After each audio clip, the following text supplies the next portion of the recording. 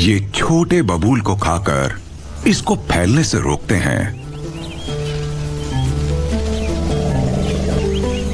ये पौष्टिक घास के खुले मैदान बनाते हैं।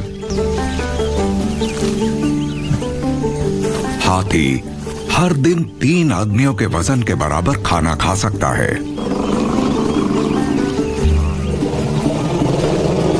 सूखे के मौसम के दौरान ये कुएं खोदते हैं जिससे दूसरे जानवरों को पानी मिलता है।